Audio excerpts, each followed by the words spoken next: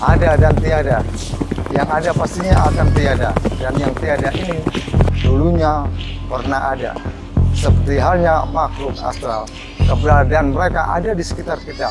Percaya dan tidak percaya, mereka tetap ada. Ikuti terus channel favorit Anda, Dimensi Teror, bersama saya, Beki Sakuri, yang akan mengulas tentang dimensi supranatural dan metafisika secara realistis.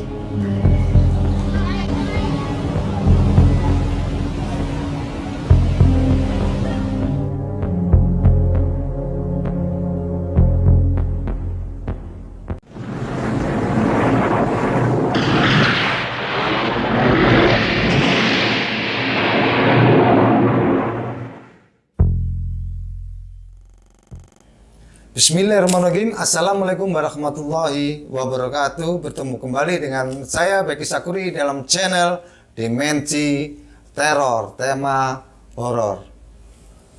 Seperti pesan saya, sebelum masuk pada tema kali ini, saya berpesan seperti biasanya, jaga kesehatan, selalu berpikiran positif, dan hindari kegagalan, karena kegagalan itu bukanlah opsi. Oke, kali ini saya mengangkat tema tentang fenomena santet. Apa yang saya sajikan, apa yang saya kisahkan, apa yang saya kemukakan di sini, ini berdasarkan dari pengalaman real yang kami lakukan beberapa tahun mendalami dunia supranatural dan metafisika. Kata santet. Siapapun yang mendengar kata santet pasti mempunyai pemikiran yang negatif. Santet identik dengan ilmu hitam, ngeri, menakutkan, dan konotasi-konotasi negatif lainnya. Nanti pada kupas tuntas mengenai santet ini, saya akan membahas bagaimana seseorang melakukan proses menyantet, motif kenapa orang ini menyantet, dan media-media apa yang digunakan untuk menyantet tersebut. Sobat teror, santet sebenarnya sudah ada sejak zaman dahulu. Kata santet itu ada di Jawa, sedangkan di luar sana ada yang mengatakan telu dan ada yang mengatakan tenung. Tapi kita fokus ke kata santet aja. Sejak zaman kerajaan Majapahit, bahkan sebelum kerajaan Majapahit ini ada, banyak orang-orang yang mempunyai ilmu hitam yang digunakan untuk mencelakai orang lain. Baik itu untuk mencelakai satu orang, bahkan lebih. Definisi dari santet itu sendiri adalah tindakan yang dilakukan oleh seseorang untuk melukai orang lain, baik satu maupun lebih, dengan menggunakan ilmu. Sedangkan ilmu ini adalah ilmu hitam. Bisa dipastikan ini ilmu hitam. Dan medianya untuk menyantet ini antara dukun satu dan dukun yang lainnya pastilah berbeda-beda.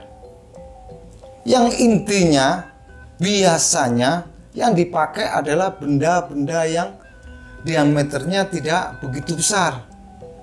Saya kasih contoh. Ini salah satu aja ya. Salah satu dari sekian macam media yang dipakai untuk menyantet. Ini ada jarum pentul. Jarum pentul ini bisa untuk media santet. Ini jarum pentul. Bisa jarum yang lainnya bisa. Ini saya hanya bawa jarum pentul. Yang berikutnya silet. Silet ini juga bisa digunakan media menyantet. Terus berikutnya ini ada paku. Bisa paku sekian, ada yang paku lama yang sudah teyeng atau paku-paku yang kecil, bebas. Yang intinya salah satunya ini paku yang dipakai. Terus ada lagi pasir besi dan sebagainya dan sebagainya. Dalam tema ini saya mengulas tentang apa sih santet itu sendiri. Seperti yang saya sampaikan, santet adalah dikatakan sebagai ilmu hitam, ilmu yang sesat, dan ilmu yang berhubungan dengan makhluk halus atau dengan jin. Terjadi persekutuan antara dukun dengan jin tersebut untuk merealisasikan kegiatannya, praktek persandatannya biasanya menggunakan kekuatan-kekuatan jin. Dan kekuatan-kekuatan jin ini bisa dikategorikan dua. Satu perawangan, terus yang satu pakai benda pusaka. Bisa itu keris atau benda pusaka yang lainnya. Media menyantet seperti yang saya sampaikan tadi, ada jarum pentul, bisa silet, bisa paku, dan yang lainnya. Tapi apa yang saya sampaikan ini tidak saklek harus seperti ini, tapi hal ini banyak dilakukan oleh dukun-dukun untuk melakukan aksinya. Dalam media santet bisa dibagi menjadi dua kategori medianya yang dipakai. Yang pertama adalah benda mati. Benda mati seperti yang saya sampaikan tadi. Dan benda hidup. Benda hidup ini bisa pakai hewan, bisa burung tertentu, bisa dengan ayam tertentu, dan bisa pakai telur. Bagaimana sih proses si dukun ini melakukan aksinya? Bagaimana proses dukun santet ini dalam aksinya untuk mencelakai korbannya? Saksikan terus channel berikut ini.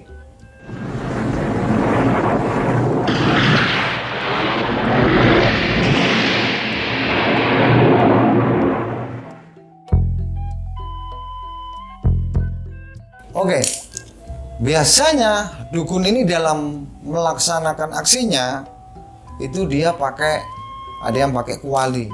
Kuali ini diisi air, bisa pakai pasir besi dan sebagainya.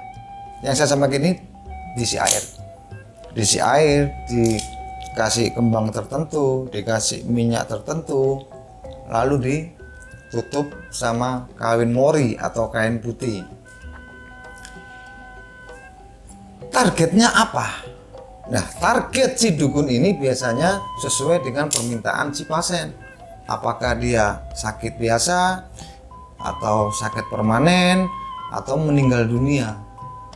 Jika permintaannya meninggal dunia, maka si kuali ini yang tadinya terisi air putih nanti akan berubah warna menjadi merah darah. Jika sudah demikian, maka dipastikan si korbannya akan meninggal dunia. Terus ada lagi pakai media binatang seperti yang saya sampaikan, bisa burung, bisa ayam, atau hewan-hewan yang lainnya.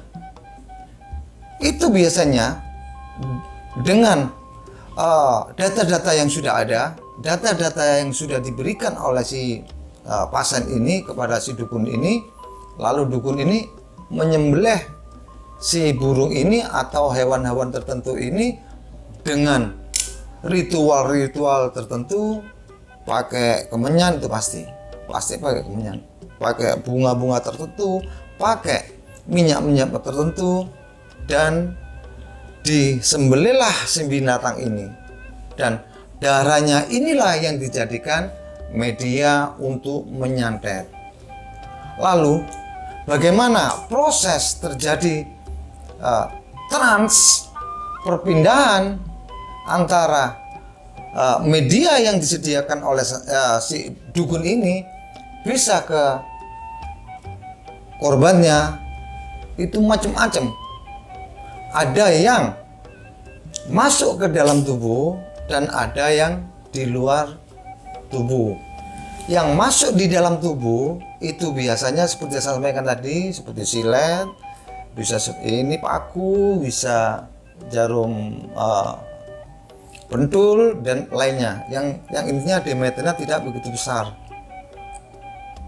Dan ada yang di luar tubuhnya. Di luar tubuhnya ini biasanya dia memakai media lain, yaitu media boneka. Media lainnya yang seperti yang saya sampaikan tadi, seperti ini jarum dan sebagainya, juga ada yang memakai media boneka. Media boneka ini biasanya boneka yang sudah dirituali, seperti orang-orangan sawah atau jalengkung. Karena saya tidak punya boneka seperti ini, saya hanya memakai boneka seperti ini. Ini hanya sekedar untuk mempermudah sobat teror memahami apa yang saya sampaikan. Sumpama ini boneka dari orang pinter itu atau dukun tadi itu yang memakai boneka ini biasanya umumnya namanya voodoo, dinamakan voodoo. Voodoo ini berasal dari masyarakat Afrika. Masyarakat Afrika banyak yang melakukan media untuk menyantet itu pakai boneka tertentu. Kembali pada boneka ini. Seumpama ini jadikan medianya, lalu jika orang itu ingin menyantet atau menyakiti si korban ini, tinggal dia memakai apa. Seumpama dia memakai silet ini tinggal digoreskan aja. Mana yang dia tuju, semua digoreskan ke tangannya, maka korbannya akan merasakan sakit pada tangannya. Tapi perlu diketahui, di sana tidak tergores atau tidak berdarah, hanya merasakan perihnya kena silet. Dan boneka tadi yang saya sampaikan, boneka yang seperti orang-orang sawah atau jalengkung, yang intinya ada kepala, ada kedua tangan, ada badan, dan ada kaki. Itu yang terpenting. Terus berikutnya, seumpama dia memakai jarum pentul, tinggal dia tuju kemana arahnya. Kalau dia yang dituju adalah dada sebelah kiri atau jantungnya, seperti ini, maka korbannya akan merasakan sakit di dada sebelah kirinya. Begitu juga seumpama dia tertuju pada dada sebelah kanan atau paru-paru gini, maka korban akan merasakan sakit pada dada sebelah kanan. Apakah sesimpel itu? Tidak. Sebelumnya boneka yang dia miliki oleh dukun itu, sebelum dipakai, boneka ini sudah dirituali terlebih dahulu. Jelas dengan keyakinan yang dia miliki, dengan ritual yang dia lakukan, maka boneka ini mempunyai kekuatan-kekuatan tersendiri. Itu yang pertama. Terus yang berikutnya, setelah boneka ini sudah menjadi media yang paten, si dukun ini tinggal mengkonekkan si boneka ini sama si korban. Jika sudah terkonek, terjadi konektivitas antara si boneka sama si korban, maka si dukun ini tinggal aja mengarahkan kemana, pasti kena. Paham ya? Nah, seperti itu. Lalu, bagaimana supaya kita terhindar dari hal-hal seperti ini? Seperti yang saya sampaikan di awal tadi, motif orang menyantet, punya niatan untuk menyantet walaupun dengan bantuan orang pinter atau dukun santet, satu adalah sakit hati. Maka jaga sikap, jaga ucapan, dan berperilakulah yang baik. Karena kita orang-orang beragama, marilah menekuni agama kita masing-masing sesuai dengan keyakinan yang Anda miliki. Terus mulai kapan santet ini ada di negara kita, ada di masyarakat kita. Santet sebenarnya sudah ada sejak lama. Sebelum kerajaan Majapahit pun ada. Jauh dari sebelum ada kerajaan Majapahit, santet ini sudah berkembang pesat di negara kita. Memang sekarang ini fenomena santet sudah menyebar di daerah lain, tidak hanya kota-kota tertentu. Kasihan kota-kota tertentu yang sampai sekarang masih identik dengan kota santet, seperti siapa? Banyuwangi. Banyuwangi sampai sekarang identik dengan santet, padahal tidak. Santet sekarang sudah menyebar, sudah banyak orang yang mempunyai kekuatan ilmu-ilmu tertentu untuk menyantet. Contoh, di dekatnya kota Kediri, terus ke sana lagi banyak orang-orang yang membuka praktek perdukunan yang khusus menangani santet.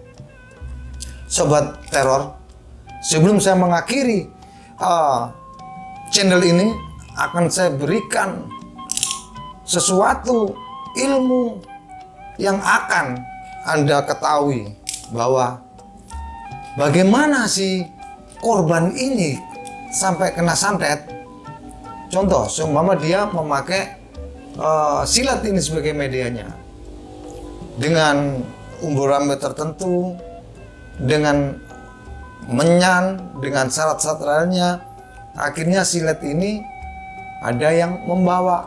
Siapa yang membawa? Yang membawa adalah jin atau perewangan. Jin ini bisa dari pusaka yang dimiliki oleh dukun tadi. Namun yang perlu diketahui bahwa yang dibawa ini adalah non fisiknya, bukan fisiknya ya. Fisiknya tetap ada di dukunnya. Jadi santet itu merubah media fisik menjadi non fisik. Energinya aja yang dibawa oleh jin atau perewangan ini. Jika silat ini non fisiknya sudah masuk kepada korban, apabila dirongsen atau dibawa ke rumah sakit, tidak akan tampak kecuali orang-orang tertentu yang mempunyai kelebihan mendeteksi, baru akan kelihatan silat tersebut. Dari hal ini bisa disimpulkan bahwa jika ada di TV, di YouTube, ada dukun santet yang mengobati pasiennya, lalu keluar silet, lalu keluar jarum, lalu keluar paku seumpama. Apakah itu benar dan apakah itu salah? Sobat teror bisa membalas atau mengungkapkan apa yang diinginkan pada kolom di bawah ini.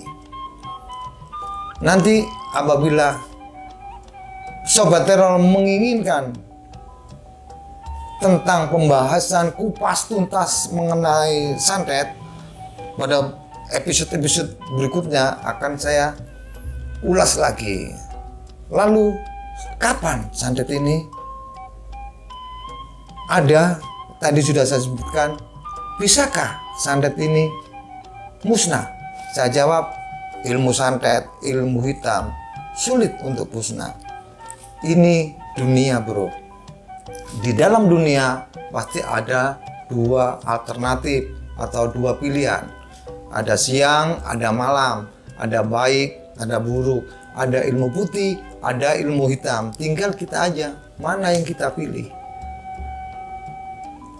Ilmu putih silakan, kalau Anda memilih ilmu hitam, ilmu jahat, monggo, itu pilihan dari manusianya sendiri. Sebelum saya mengakhiri pembahasan ini, saya ucapkan dulu terima kasih buat rekan-rekan, buat berbagai pihak yang telah mendukung channel ini dengan subscribe, dengan like, share, dan komen. Saya tunggu selalu dukungan Anda supaya channel ini tetap ada, channel ini tetap berkembang. Kenapa channel ini harus ada? Karena channel ini salah satunya channel yang membahas tentang supranatural dan metafisika secara realistis, itu satu. Yang kedua, channel ini sebagai wadah edukatif dan wadah informatif yang akan diberikan kepada masyarakat. Akhirul kalam, assalamualaikum warahmatullahi wabarakatuh. Sampai jumpa.